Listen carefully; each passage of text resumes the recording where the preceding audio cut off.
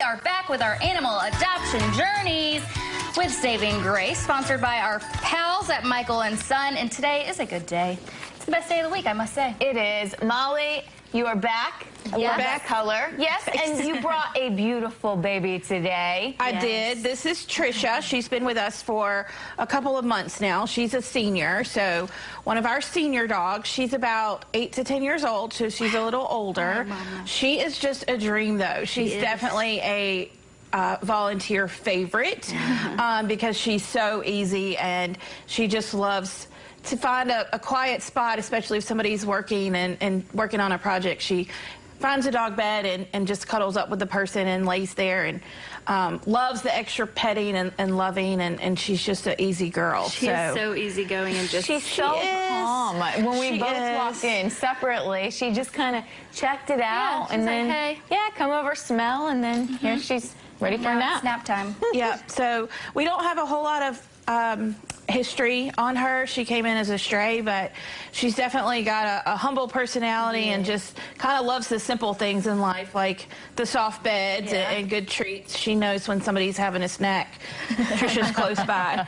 Yeah, so she is heartworm positive. Okay. We do get a lot of dogs in that are heartworm positive, so we look for sponsors for those. Trisha actually has a sponsor, which means she can go ahead and get started on her treatment, and that way when somebody adopts her, it's already covered. So our prices have gone up a lot in the past year with our medications, and so it costs about $1,000 each dog on top of everything that they already get, you know, all the basics, the spay, the vaccines, the microchip, all of that. So if you're not able to adopt a dog, but you're able to sponsor one, that's a really great way for people who want to make a life-changing impact for a specific dog to do so. So we always have lots waiting for a sponsor. So Trisha's one, and lucky enough to have a sponsor that she can get started on treatment. Which is amazing, because then her new family doesn't have to worry about that.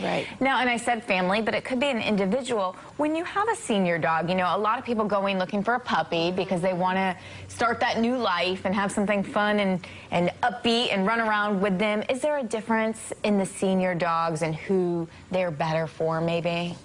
They are for whoever wants to give a great dog the best years of their life. So we get you know, people of all ages want to have a senior dog, and a lot of times they have so much to give, especially dogs like Trisha, who probably didn't have the comforts of a home before she came to Saving Grace, and they're just especially appreciative. But, you know, a lot of times people think, oh, it's an older dog, an older person would be a good match. But a lot of younger people, you know, also want to take a dog that's low-key. If you work at home, or if you don't work at home, they're not something you have to give as much exercise to, like a puppy.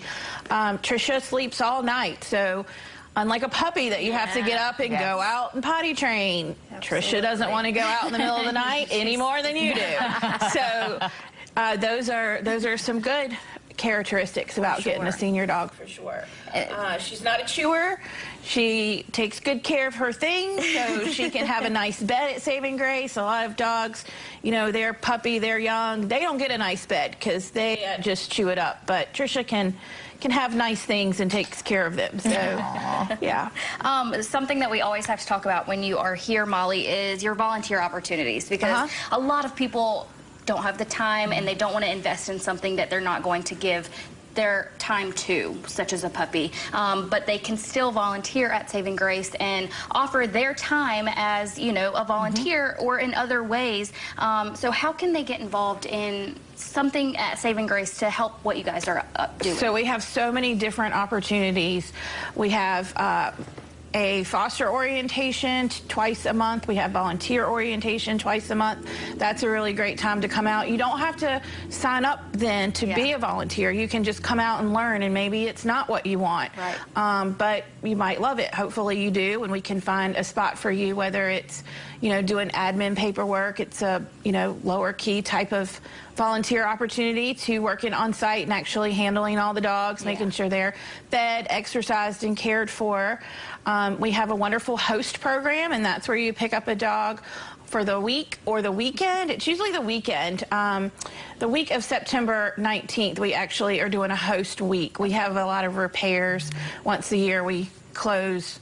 We don't close, but we try to move out a lot of the dogs to do different repairs, cleaning, a deep clean. So that's going to be available that week. And those are great opportunities to not necessarily commit long term for a foster or adoption, but just to give a dog a good week or a few days away. At Saving Grace, there's a lot of dogs, and in any shelter they don't get the one-on-one attention that they like to have, so that gives the dogs a chance, a few days to get some one-on-one people love. And they also get out and about, meet lots of other neighbors and friends, and represent Saving Grace and shelter dogs everywhere. Yeah, great opportunities. Awesome. So where can we go to find more information about Saving Grace, about Trisha, or the other dogs that you have? So our website is savinggracenc.org. All the information is there. We also have Instagram and Facebook at Saving Grace NC. Perfect. Molly, Trisha, what a sweetheart. Thanks for being here. Yes, thank you so much. Hopefully somebody get her adopted. Brings Trisha home. Yes, absolutely. What a great addition.